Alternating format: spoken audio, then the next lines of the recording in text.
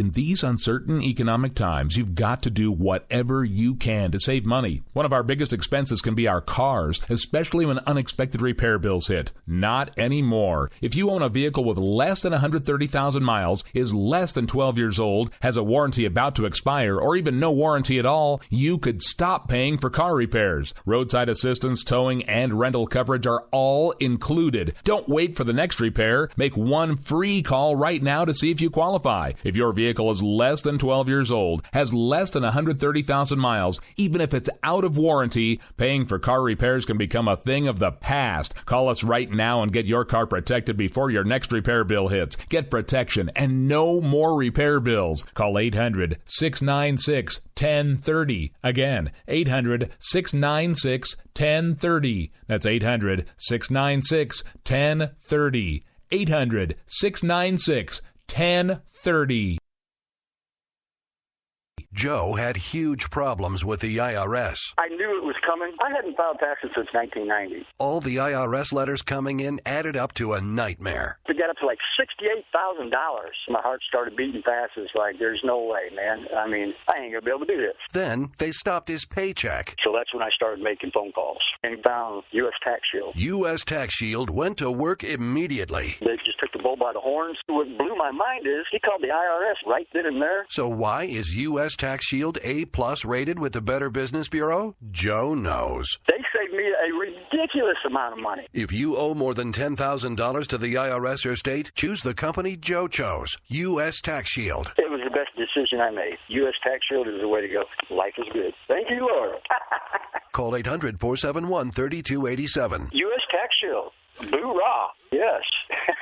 800-471-3287. 800-471-3287.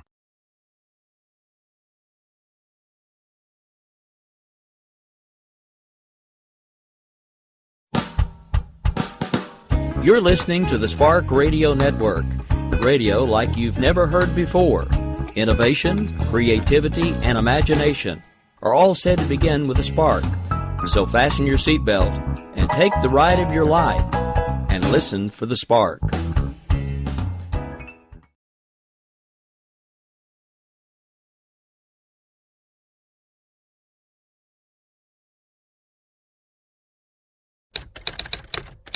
All writers are prone to becoming so attached to our characters and stories that we struggle to see why a passage may not be working. It takes another set of eyes to help us nurture our writing into full maturity. At Black Wolf Editorial Services, we strive to enable writers to develop and grow, shaping stories into masterpieces that can stand the test of time.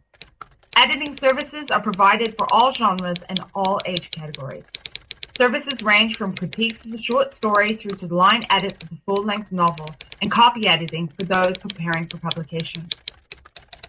We also offer assistance on generating a writer's bio for your websites, as well as help with those book blurbs and promotional material. We won't abandon you to the masses. We want to celebrate with you in your successes. Black Wolf Editorial Services, nurturing your writing into maturity. For a full list of services and prices, visit us at blackwolfeditorial.com. The internet will never be the same. You're listening to K98Talk.com. Whoa! Good God, y'all. What is it good for? Absolutely. Let's get started again. And so, my fellow Americans, ask not what your country can do for you. Ask what you can do for your country. Freedom is never more than one generation away from extinction. We didn't pass it on to our children in the bloodstream. The only way they can inherit the freedom we have known is if we fight for it, protect it, defend it, and then hand it to them with the well-taught lessons of how they in their lifetime must do the same. I'm not ready to end the fight. I'm not ready to back down. 'Cause I've been through hell and I don't have time to go round and round and round. It's too late to turn back now. You know I wouldn't if I could. 'Cause I'm proud as hell. I can't bring myself to do what it is you think I should. All right, folks. Well, good evening. This is the Jen and Rick Show. I am Rick. She is Jen, and she's with me right now. So take a second, dear lady, and say good evening. Well, hello. How is everybody doing? I, for one, would be doing a lot better if this week was a 4-day weekend instead of a 3-day. Is it just me, or does it seem like the 3-day weekends go by even faster than the regular ones? And then it makes, even though it's a shortened week, it seems like it makes it that much harder. It's because you're playing catch-up everywhere. And I'm not talking the condiment. Right. All right, so lots and lots and lots of stuff going on in the news today, and I think one of the main topics we're going to talk about today is the whole Brad Thor dust-up. But there's been another interesting little take in the news, and I think I'll let you take point on this one because you've been talking about it a little bit more than I have been. But wasn't it Bill Kristol that said over the weekend that they had this great new wonderful person who was going to run as an independent, and I think he put out some tweets that said basically that, in better English, of course. Right. So he tweeted out, I think on Friday. I believe it was Friday, maybe Saturday. But he tweeted, just a heads up over this holiday weekend, there will be an independent candidate, an impressive one with a strong team and a real chance. Then today, so everybody's been, jabbering all weekend long about who that could be. And of course, everyone keeps going back to Romney, but there's been speculation all across the board. And of course, there's also been a whole lot of stuff that's like, too little, too late. It doesn't matter. This should have happened, a month ago. But then it comes out today. It's not really confirmed from anything that I could tell, but it comes out today that possibly this candidate is David French, which makes most people go, who? I mean, I didn't even follow him on Twitter, so I had to really I'd heard of him, and I knew that he wrote for National Review, but I didn't really know much about him. Have you heard of him at all? No, my first reaction when you had brought him up earlier was the same thing you said right now. Who?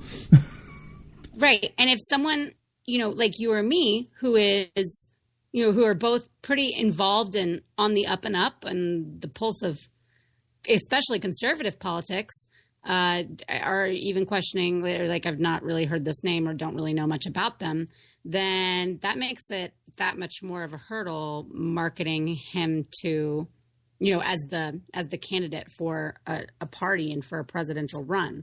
So it doesn't really make much sense on that side of things. What does make sense is that he's, a decorated Iraq war veteran. He still is a reserve, and he's obviously a strong writer if he's writing for National Review. But seems to be a principled conservative. He's a constitutional lawyer. So he's got a very, decorated background. Seems to have a lot of clout as far as being a, constitutional conservative goes, and quite worldly experience. So it seems like someone that at least someone like you or I would feel better about getting behind and putting our vote towards, as opposed to a Gary Johnson, without having a good GOP choice, and certainly don't want to deal with Hillary Clinton. But it's still one of those things where it's like, we don't even, his record looks good and all of that, but this is not someone that not just politicos don't, not just regular people don't know, but even kind of like politicos don't know. At least even amateur ones don't really know who this is. So how could that possibly help anything other than just make us feel better about where we're putting our vote? Ma'am, did you just call me an amateur? No, I said even amateur politicos. I'm just messing with you. Because I kind of am an amateur, but that's another story. I think we kind of all are. I don't know. Whatever. What makes you a who cares? I was just messing with you, but anyway. I don't know. The biggest hurdle that I think they're going to come into, no matter what his record is and no matter how conservative he may or may not be, because, again, I really don't have any idea who he is. We have 5 months, otherwise in political time known as 5 minutes to the election, and they're all of a sudden going to trot out this is the guy who can beat Trump, and nobody knows who he is. Look, I'm all about finding a way to make sure that Trump doesn't get the White House, and I know that has people really mad at me, and I get crazy emails and cranky emails and people sending me tweets telling me that I need to grow up and change my diaper and etc. Look, I just if wanting a candidate and a potential president who actually has some sort of a moral compass makes me a baby and makes me old-fashioned, then call me whatever you want. It doesn't change the fact that we need someone in the White House that is not a narcissistic, egomaniacal person. We've already had that for the last 8 years. Now we have 2 of them vying to replace him. And that's not going to be good for the country. Right. And I pulled up, I was able, when I was kind of looking into this a little more, because I saw a lot of back and forth on Twitter and was trying to kind of get a feel for this. Guy Benson has written a few things, not just about, he wrote something specifically about David French, but also in general, he's been writing over the last several weeks about this idea of Crystal or Romney or whoever else pushing this third party ticket where they want to get a strong conservative in there, and what has been kind of thrown around a lot. And he makes a couple really good points. One of which is that for there to be a real chance with that ticket, for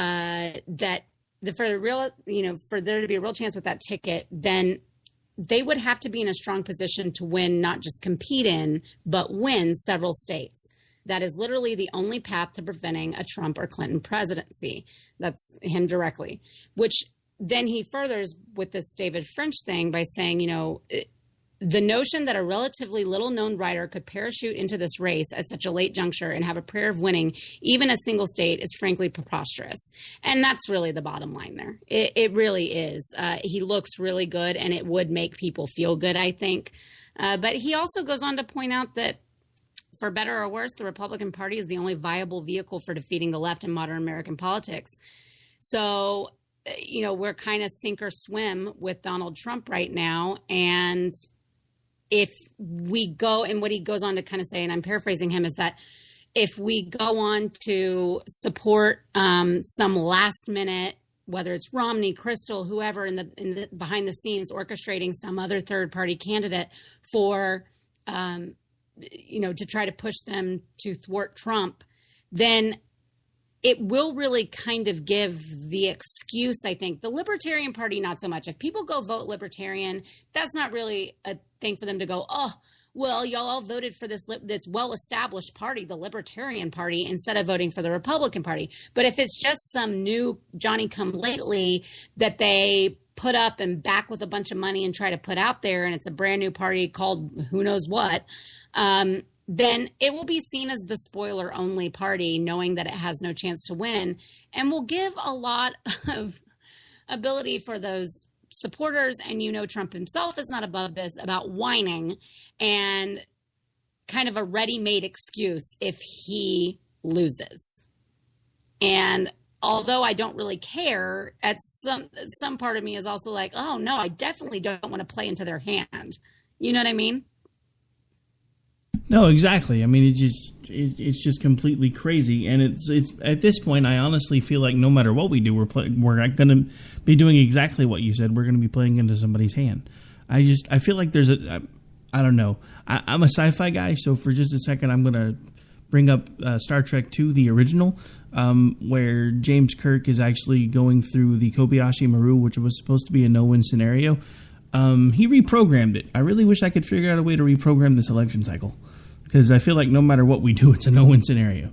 Because we can either fall in line and support Trump and run the risk of probably putting a crazy person in control of the launch codes, or we can try to oppose Trump and be just as likely to put Hillary Clinton, yet another crazy person, in control of the launch codes, or we can try to make a valid third-party run.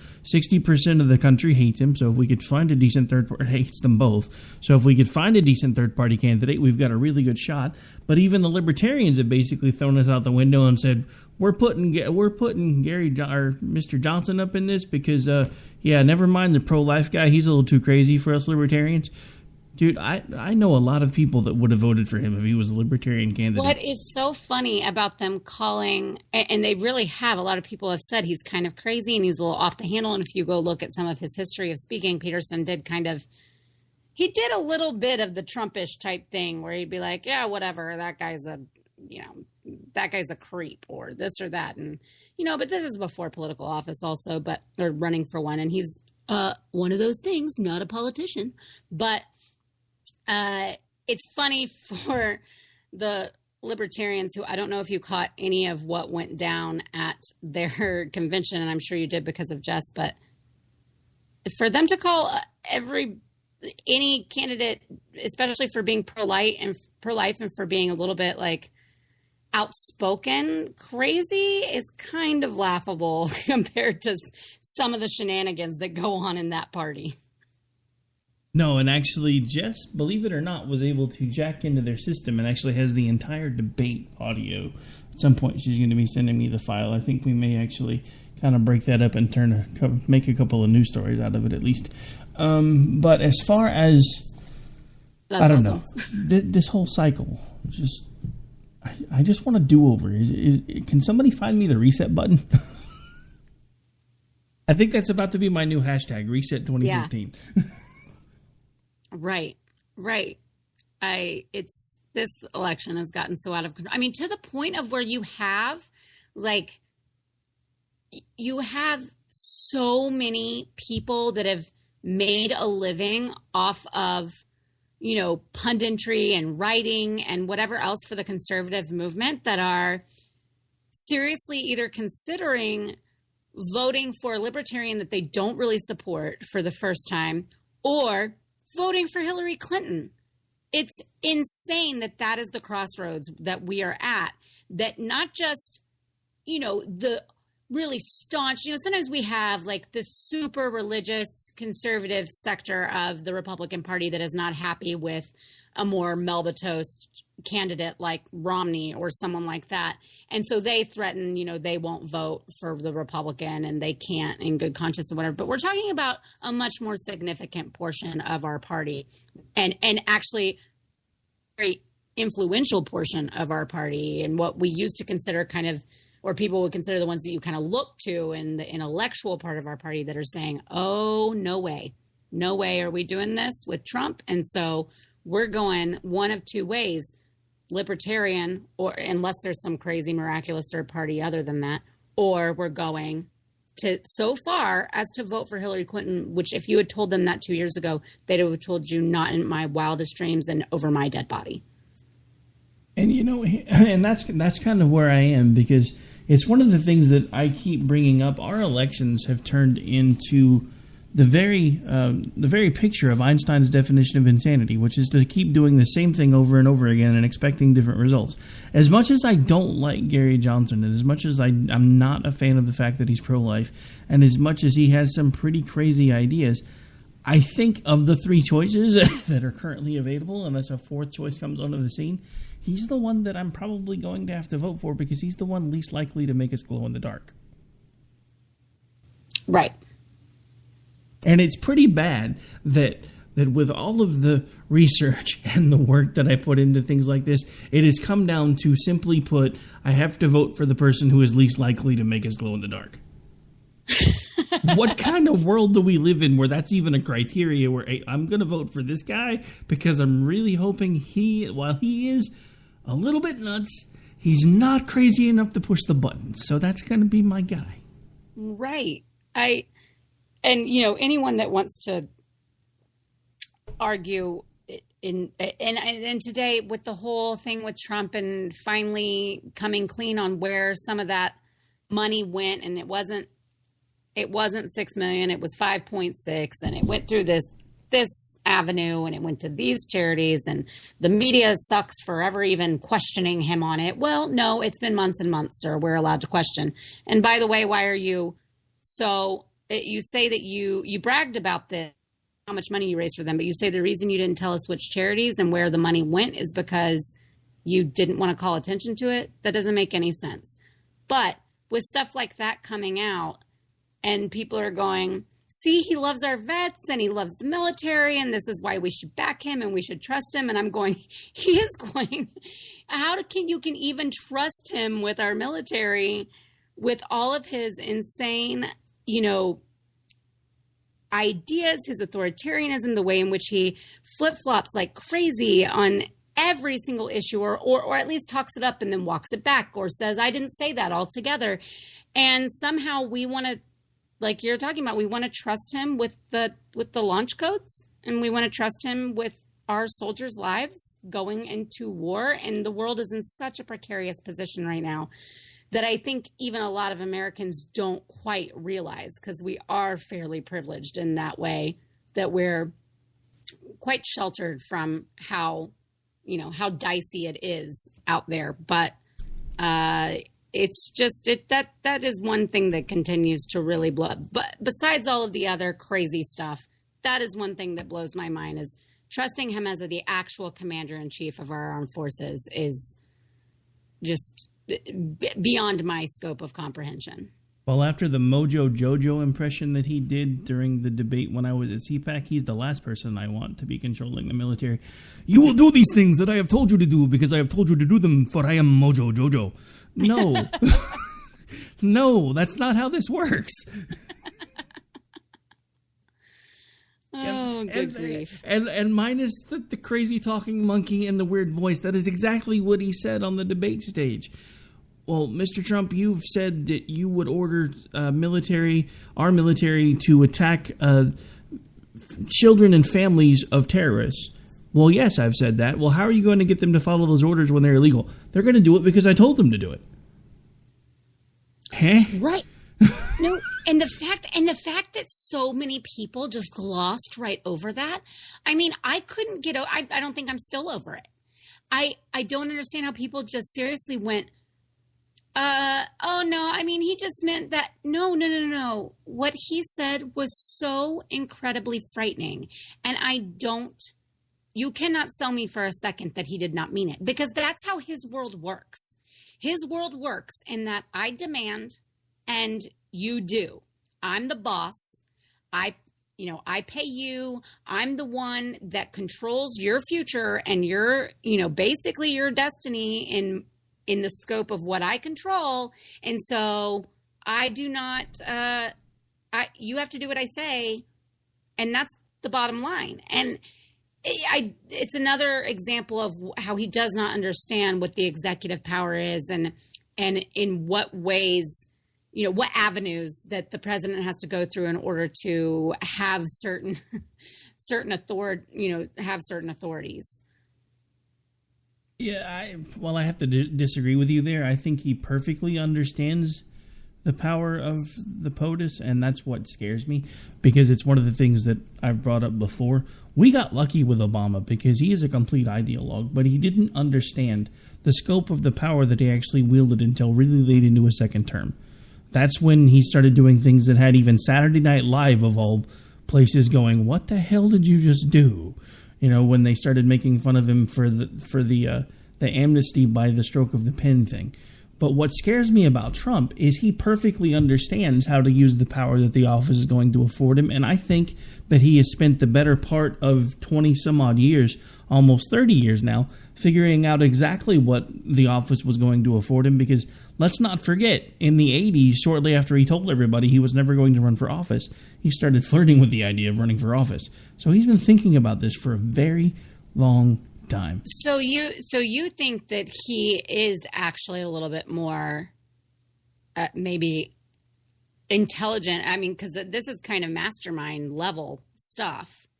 So like a little bit more intelligent as far as, our governmental procedures and just in general, how everything works than what he portrays or what we think. I don't necessarily know if he completely understands the inner workings, but I think he understands what he himself is going to be able to do when he has access to that type of power. Okay. Yeah, and get away with it. I mean, I don't know if he understands the complete inner workings, because if he did, I don't know why he would bother.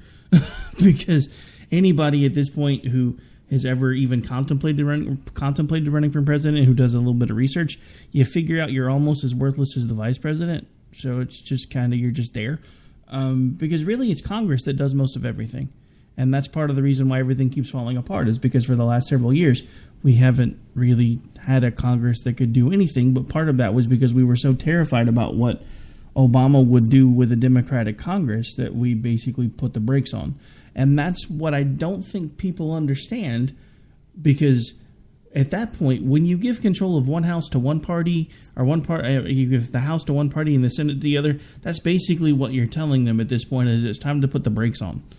And they did exactly that. And then we gave control of both houses to one party, but we still had an executive who is a Democrat. So at that point, it still basically meant do what you can do. And I think a lot of the people that are mad right now, they're mad at the wrong people. And they're taking things out in the wrong direction. Because, yeah, there were people like Boehner and the other party leaders in there that should have been lambasted. But to go after folks like Cruz and Rubio, who were honestly in some ways doing things that nobody else would have ever even thought about doing other than McCain when he first got there, I don't understand how we got to where we are, because we put some of our best and brightest up in this field that I've seen in my lifetime. And I'm not that old. I mean, the last time I saw anybody nearly as well-rounded as Cruz would have probably been Reagan, but I was too young to really know that much about Reagan. I'm just a fan of him through history, because right. I was in second grade during, I believe, his second term, or the beginning of his second term anyway. No, maybe it was the first term. Anyway, I don't know. I'm old, so I'm losing track. But anyway, so I mean, but it just astounds me that we had somebody that basically did exactly what nobody ever expects anybody to do. He was like a bull in a china shop during this entire election cycle, and everybody always says how a bull in a china shop can't ever work, but it's apparently working. It's working. It's not just working. It's completely steamrolling, and it makes me so sad. I very much underestimated the gullibility mixed with kind of gullibility, stupidity, and a little bit of just apathy, which then turned in it. And what I mean by apathy is not like in the normal sense, you go, but they're angry. Yes, but they're apathetic to the actual consequences. They're apathetic to the actual, meaning of our republic. They're completely, look how many we talked about last week about how many people just are like, well, who cares? Just burn that old moldy piece of paper. They're indifferent to the Constitution as long as there are a few key things that he says and he follows through with, which he's not going to. So, good for them for falling for it. And that's where the gullibility comes in. But it's just, we're where we are because I really did underestimate all of those things in the bulk of this of our public, and that's made me very sad. I was very angry before. Now I think I'm just sad. I will go one step further with that, because I honestly thought if we got enough people paying attention that enough people would wake up. But no, I'm about to say this word wrong on purpose, so no, I'm not mispronouncing it. I am mispronouncing it just to mispronounce it, not just because I don't know how to say it. I very deeply underestimated our population because they just really don't get it, I think.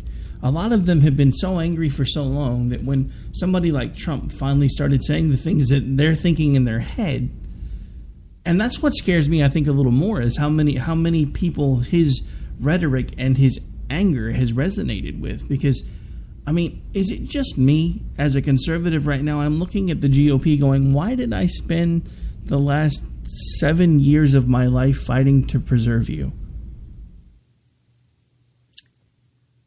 Yeah.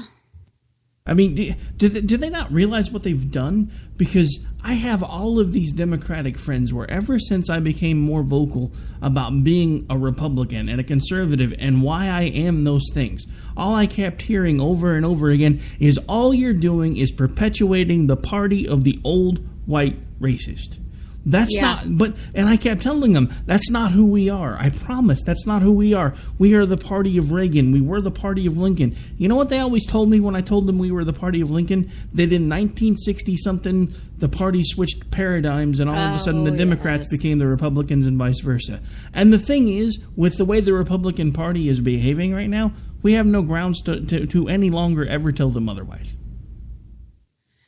Yeah, they've totally gone and, screwed this all up for the rest of us who have truly been fighting for a conservative cause that was not all of the stereotypes, that actually bucked all of those stereotypes right in the face. And they just legitimized all of these claims. And it doesn't matter what percentage of it is true. It doesn't matter how many of them, because I would say that especially among like the whole white nationalist side of things, all those people that are jumping on the Trump bandwagon, I would venture to say that a lot of them actually are not in any other way conservative.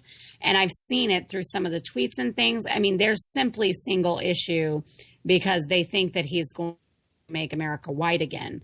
And so I think it does get a little bit overblown on the whole like bigot side of things.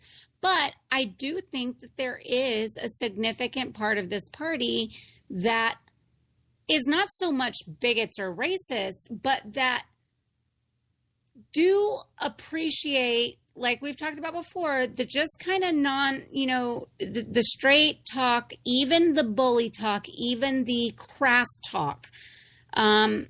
And they see it as refreshing, and they only watch a few clips a couple times a week. They don't sit and study this stuff. They don't watch the network news 24/7. They're not on Twitter. They're not on Facebook, constantly waxing political. So they just see snippets here and there, and they raise their fist and say, heck yeah, get them. You tell that media what's what. I hate the media. They're always twisting things, and they're not really looking into this candidate as a whole. They're seeing the drive-by snippets. And it's hard to argue with those people, and it's hard to educate those people because they really don't care enough. They care enough to go vote, but they don't really care enough to get involved day to day and to really look into some of this stuff. And then you've got the diehards, and I think those are a lot of them are showing their racist sides, and some of them that you and I were really surprised by. Yeah, so just a quick audio-visual kind of thing in your head, folks, before we go to break. This describes perfectly the living room of one of those folks that JR was just talking to. Hi, honey, did you hear what Trump just said? Hey, I paused the DVR. Grab me another beer and come in here and listen to this. He said exactly what I'm thinking, honey, and it's just awesome. All right, sorry. Yep. All right, folks, we've got to take a break, pay some bills. When we come back, we've actually got some audio from the recent Brad Thor conversation that may or may not had Glenn Beck suspended from a certain channel on Sirius XM, but we also have a bit of a story about that, too, when we come back. This is the Jen and Rick Show. We'll be right back after we pay some bills. No, I wouldn't if I could, 'cause I'm proud as hell. I can't bring myself to do what it is you think I should.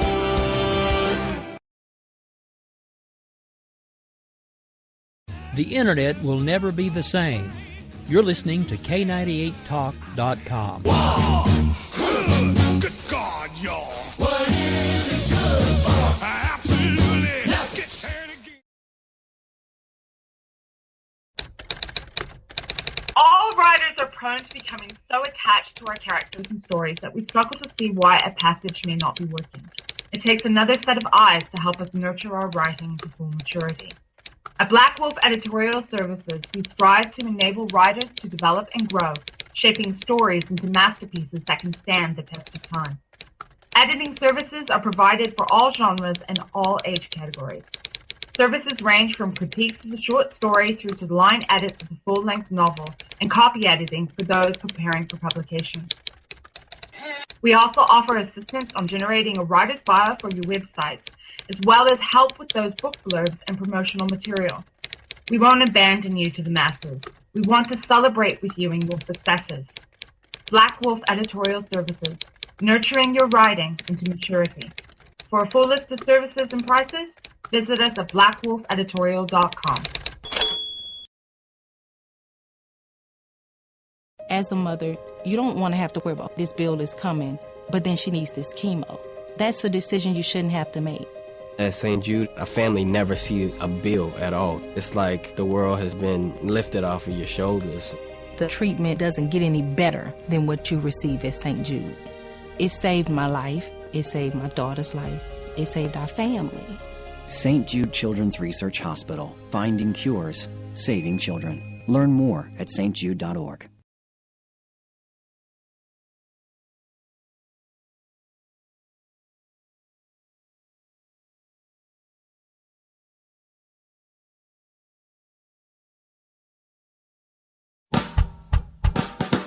You're listening to the Spark Radio Network, radio like you've never heard before. Innovation, creativity, and imagination are all said to begin with a spark.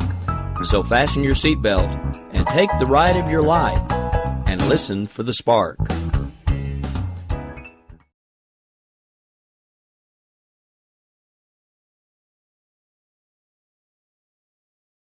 The Internet will never be the same. You're listening to K98Talk.com. Whoa! Good God, y'all. What is it good for? Absolutely. Let's get started again.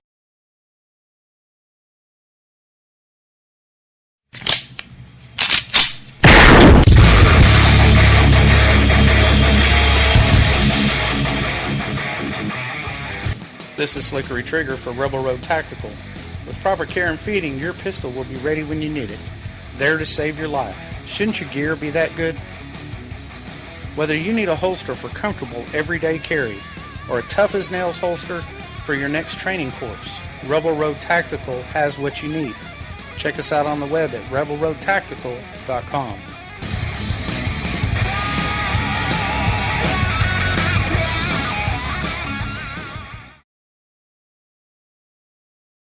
Think fast. In the short time it takes to listen to this message, a small flame can turn into a big fire. Several minutes more, and thick, poisonous smoke may have filled your lungs and reduced your ability to respond. Give it 5, and your entire home may be filled with flames. Keep breathing. We've got you. Don't let your world go up in smoke. Have working smoke alarms and always stay in the kitchen when cooking at high temperatures. Learn more at usfa.fema.gov because fire is everyone's fight.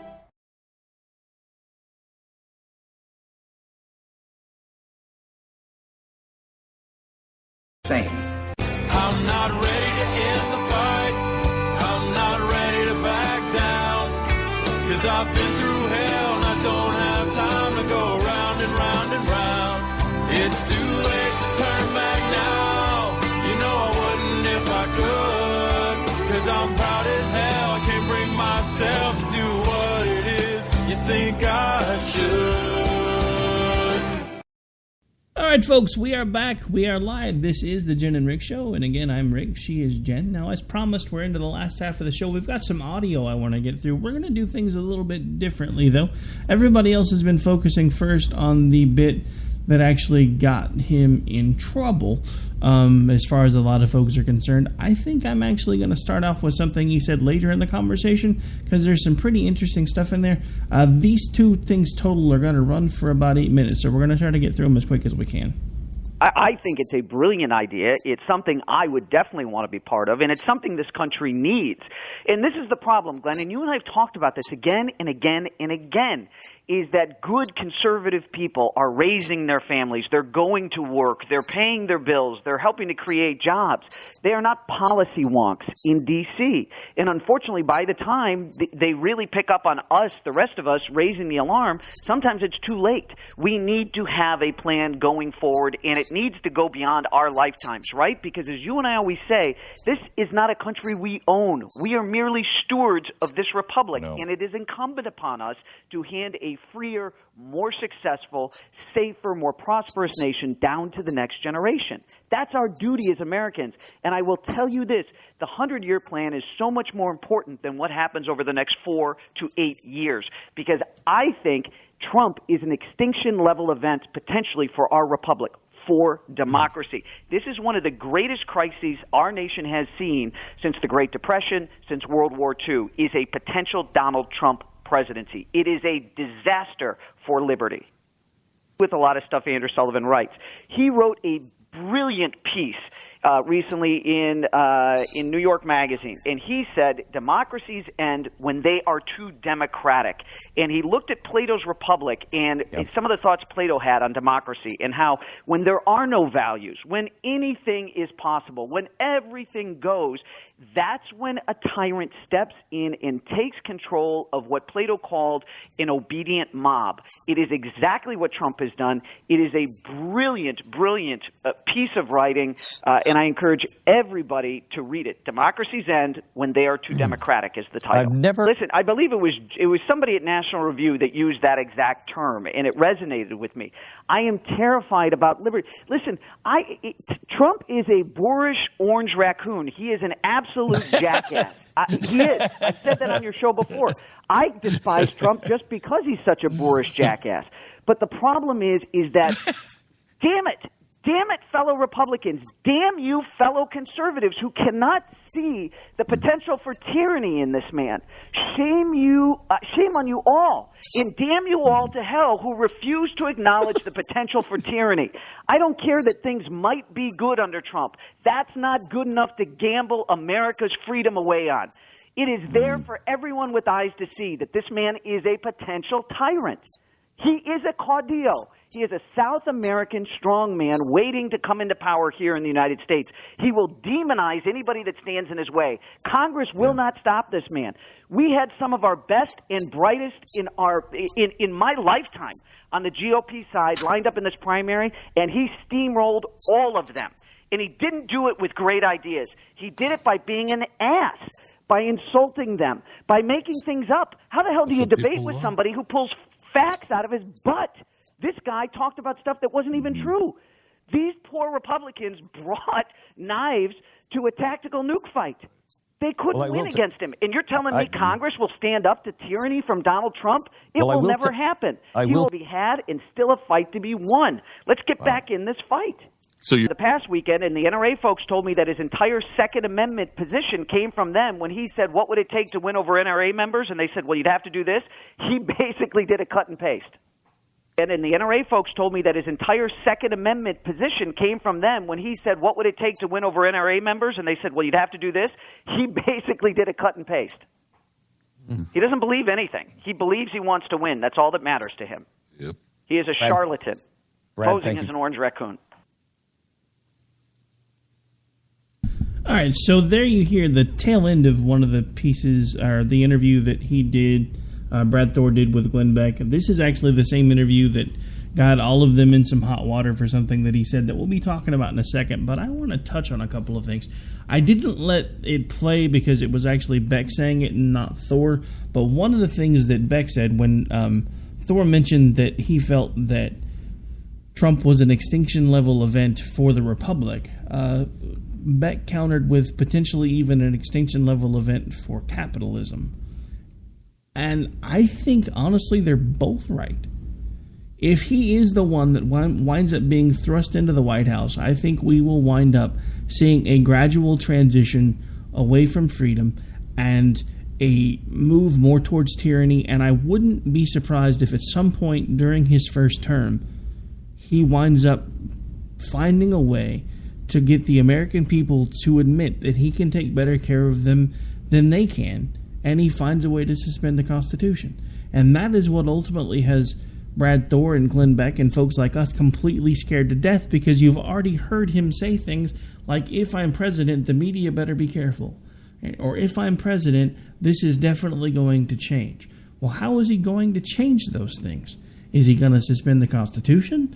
Is he going to do the Obama approach with a pen and a phone? Or I'll elect judges that write, I'll appoint judges that write law about such and such and such and such. I mean, he is, first of all, let me just give a short little disclaimer. I love Brad Thor. I love my husband too, but I would totally marry Brad Thor. Despite all that, I love what he said. He said, and it's mostly because he's just he's a great writer. But I mean, he is such a solid conservative, and he puts things in such great ways. He really drives it home. And I loved what he said there in that clip where he said he didn't do it with great ideas. He did it by being an ass. And that is just the plain and simple truth. We went months and months and months without him even having anything really of any, meat on his website. And still, it's really not all that much. It's not that great. And he can't explain any sort of policy aspect of anything to you. It was all about his, going after people and making offhanded comments. And that's how he bulldozed this party.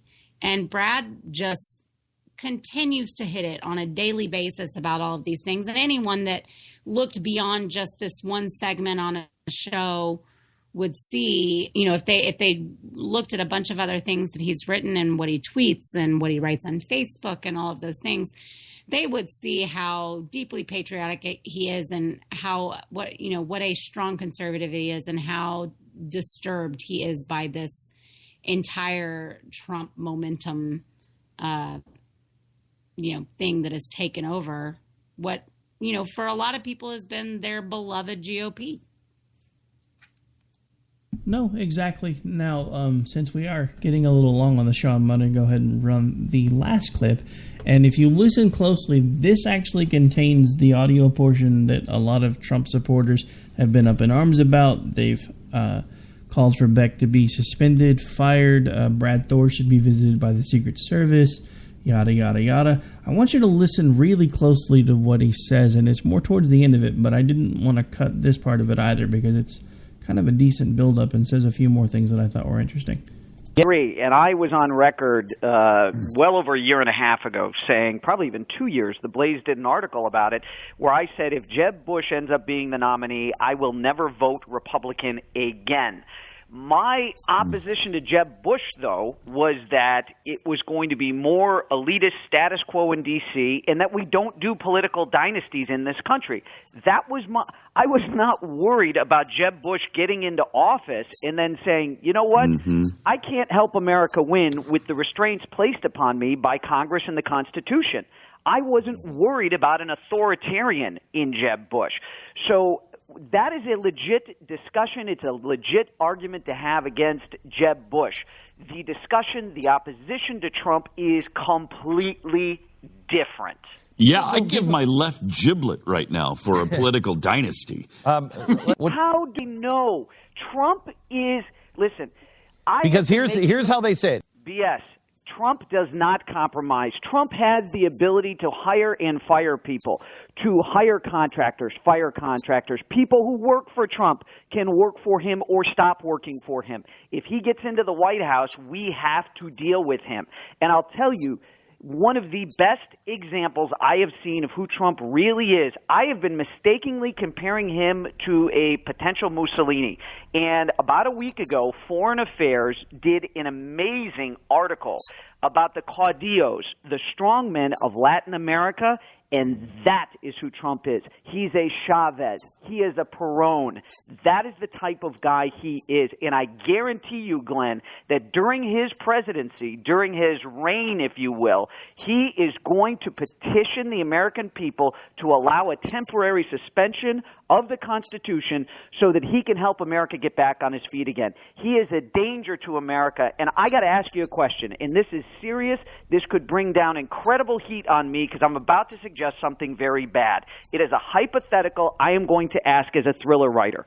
With the feckless, spineless Congress we have, who will stand in the way of Donald Trump overstepping his constitutional authority as president?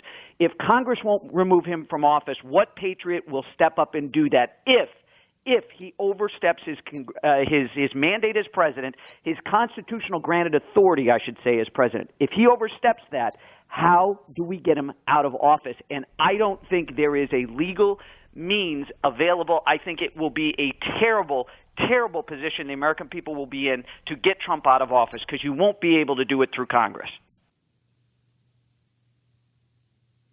All right, so there you have the run-up to it and what he said in its entirety. And I have to tell you, it didn't really sound like much of a death threat to me. It was posed as a hypothetical question, as, if Trump were to overstep his authority with as gutless as Congress has been, who's going to do anything about it? And I think that's a valid question.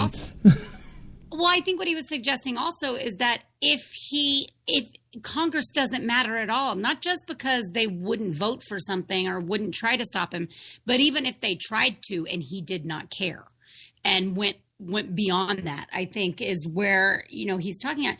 He overly emphasizes hypothetical. He says, if, as if it's been underlined 20 times.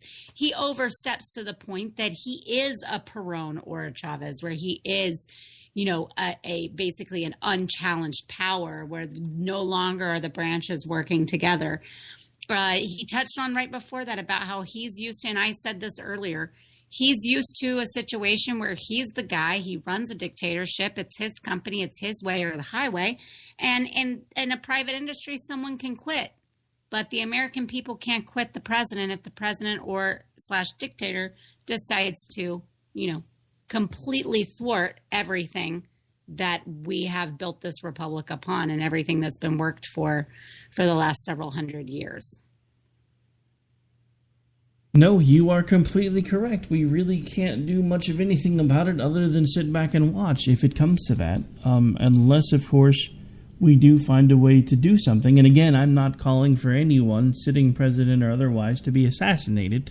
All I'm saying is, there is a reason that we have the structures in place that we have them, and it's to try to make things as bloodless as possible. But honestly, what he was asking is, what do we do? Let's take Trump out of the equation. What do we do if any sitting president exceeds their authority so far to the point where even Congress tries to stop them, but they can't? What do we, as the American citizenry, do in that type of instance? Let's take all the names out of it and just ask that question. You don't have to answer me. You don't have to email me or tweet me or anything else. But those of you that are listening right now, whether you're listening live or through one of the many affiliates where these shows run, I want you to ask yourself that question and take all the names out of the equation, whether you're a Trump supporter or not. Ask it again this way. If a sitting president gets so far out of control that even Congress cannot find a way to rein them in, what do we as the American people do? Because whether you want to take the name out of the equation or not, that is exactly what all of us that are opposing both Hillary Clinton and Donald Trump are exactly afraid of what's going to happen, is that we're going to wind up putting someone in control of the White House to give them basically absolute power and authority, whether anybody wants to admit it or not, especially with the signing statements and the executive orders that have basically taken off and gone on steroids over the last 8 years. I don't want Hillary Clinton or Donald Trump to have that type of power. I just don't, because I think they will both find ways to abuse it. One may be a little less than the other, and I'm not sure which one's going to be which. Yeah, I completely agree with you. My problem is that I do think, like Obama, Hillary is not so brazen and so bold as to,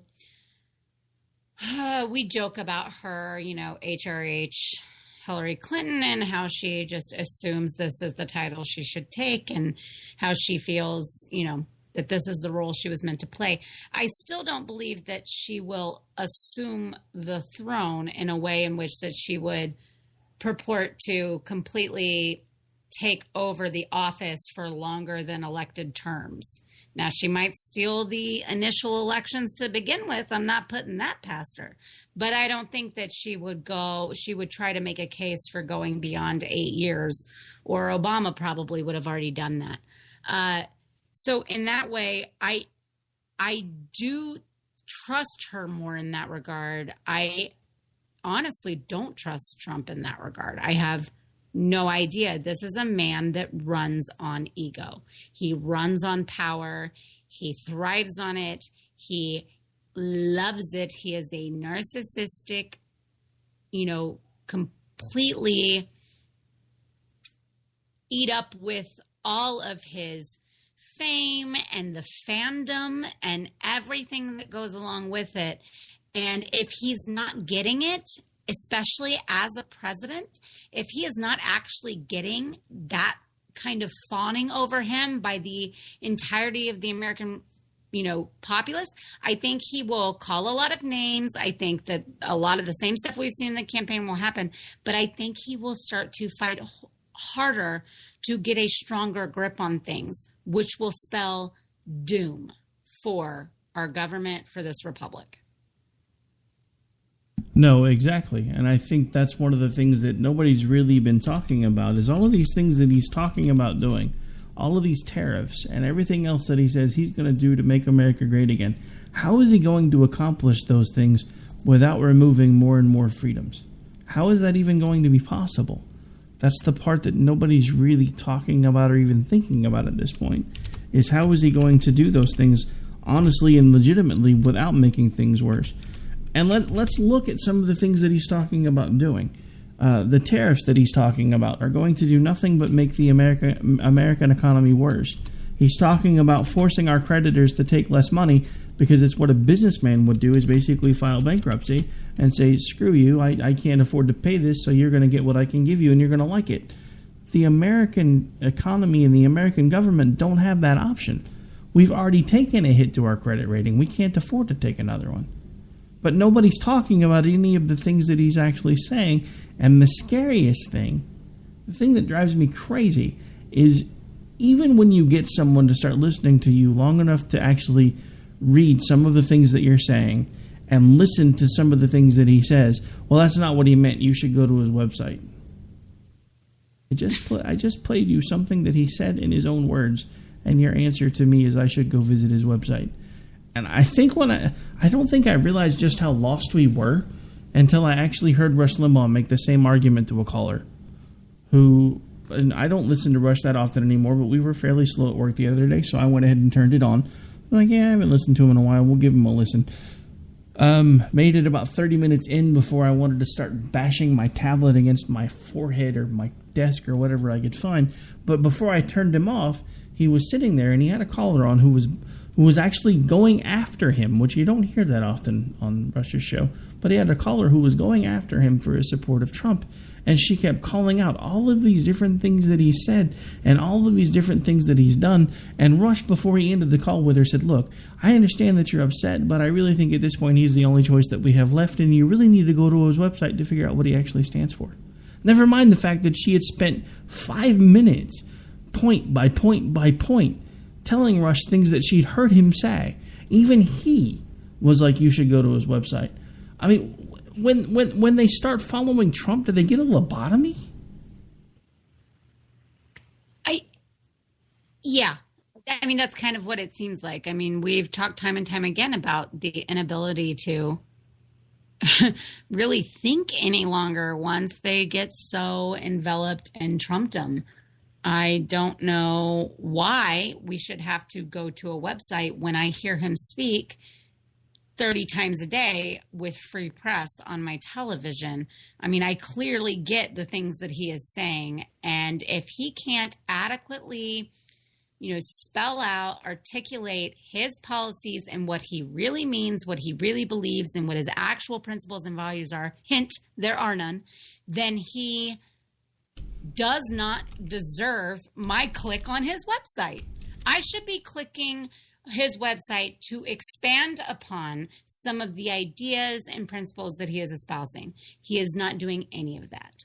He is just basically up there talking crap and making the same old points over and over and over that get the rabble-rousers cheering. And that's it. I don't need to go click on his website to learn what some other guy who Trump doesn't even know what it all is wrote for him to post there. Couldn't have said it any better myself. And at this point, we are about out of time. So as we do every Tuesday and Thursday as the show closes, why don't you remind folks where they can interact with you if they choose to do so? I'm at J Homestead on Twitter, JR Homestead on Facebook, and you can find me on misfitspolitics.weebly.com. All right, and I, of course, am Rick Robinson, the other half of the show here on K98 Talk on Tuesdays and Thursdays. Also do the America Off the Rails shows Monday, Wednesday, Friday on SHR Media, K98 Talk, the Spark Radio Network, AMFM247.com. Friday, Drive Time on WNJZ 1360 AM out of Philadelphia. And I'm on Twitter a lot more than I should be. So if you want to hang out with me, feel free to go do that there. You can find me at AOTR_host. At this point, folks, we have got to make our way out of here. We have up next the Loftus Party with the one, the only Michael Loftus. So make sure you stay tuned. And we'll be back with you again on Thursday. I'll be back live with you tomorrow night on America Off the Rails. And we'll do some more talking about politics and all that fun stuff. I actually have some audio that I will be using for tomorrow night's show that I want to be a surprise. So make sure you tune in and check that out. And we'll be back with you when we see you. You guys have a great night, okay?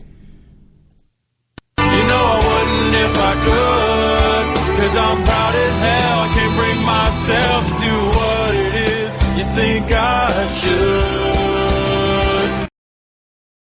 In these uncertain economic times, you've got to do whatever you can to save money. One of our biggest expenses can be our cars, especially when unexpected repair bills hit. Not anymore. If you own a vehicle with less than 130,000 miles, is less than 12 years old, has a warranty about to expire, or even no warranty at all, you could stop paying for car repairs. Roadside assistance, towing, and rental coverage are all included. Don't wait for the next repair. Make one free call right now to see if you qualify. If your vehicle is less than 12 years old, has less than 130,000 miles, even if it's out of warranty, paying for car repairs can become a thing of the past. Call us right now and get your car protected before your next repair bill hits. Get protection and no more repair bills. Call 800-696-1030. Again, 800-696-1030. That's 800-696-1030. 800-696-1030. Joe had huge problems with the IRS. I knew it was coming. I hadn't filed taxes since 1990. All the IRS letters coming in added up to a nightmare. To get up to like $68,000, my heart started beating fast. It's like, there's no way, man. I mean, I ain't going to be able to do this. Then they stopped his paycheck. So that's when I started making phone calls and found U.S. Tax Shield. U.S. Tax Shield went to work immediately. They just took the bull by the horns. What blew my mind is he called the IRS right then and there. So why is U.S. Tax Shield A+ rated with the Better Business Bureau? Joe knows. They saved me a ridiculous amount of money. If you owe more than $10,000 to the IRS or state, choose the company Joe chose, U.S. Tax Shield. It was the best decision I made. U.S. Tax Shield is the way to go. Life is good. Thank you, Lord.